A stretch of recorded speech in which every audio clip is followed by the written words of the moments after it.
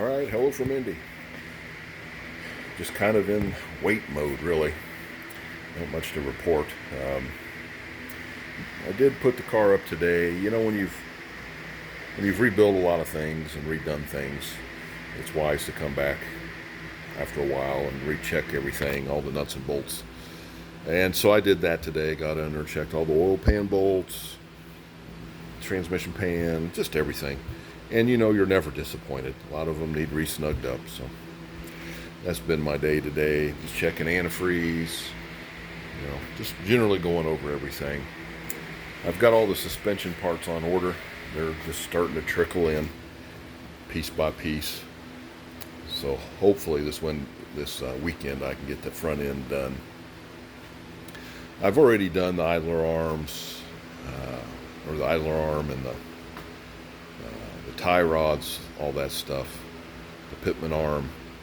So I just need to redo the lower control arms. I'm going to try these poly control arm bushings, give them a shot. I got in there, you can see the driver's side. There's hardly any bushing even left in there. So that's why it's driving so bad. I got lucky on these. These are TRW lower ball joints, vintage 1978. I just got lucky and found them. The part numbers are 10271 and 10272. The 271's the driver, the 272's the passenger side. And made in USA, TRW, they should be really good quality. This one was $45, shipped, free shipping. This one was 20 something, and it was, I think, 10 shipping. So for the price of one new ball joint, I got two high quality vintage made in USA TRW ball joints. So I was happy about that. I have new upper control arms coming. I just ordered complete new ones. And then just the rubber bumpers, just some little odds and ends, new front shocks. So as soon as everything is in, then we'll get going on that. Let's see. Finished with all the lights. Finished replacing any of the side markers that had a crack in them. I know I've already talked about lights, but lights are done. I think I now have every light bulb on the car working. Even the radio when it's in tune, there's a little green light that'll come on when it's in tune. Even that little green light's working. So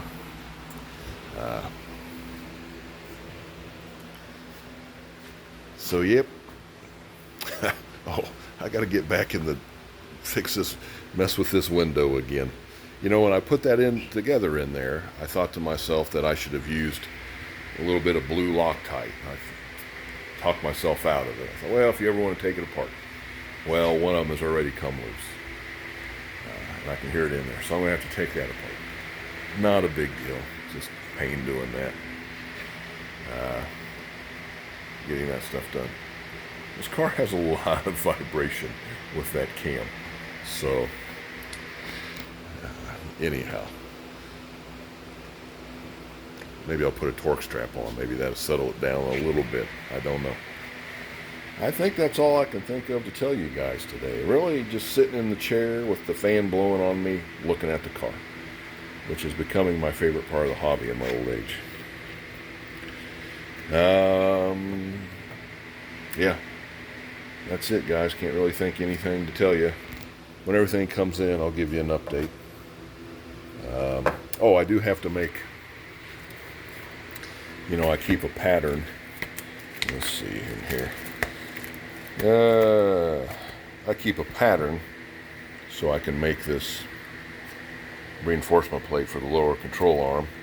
I'm getting ready to go into Rural King and get me some chunks of steel so I can make a couple of those real quick. So I'll put those on the lower control arms while they are apart. Stiffen that up a little bit. Then once that's done, the rear end's next. Of course, I've mentioned that 100 times by now, probably. And then mechanically, everything's done.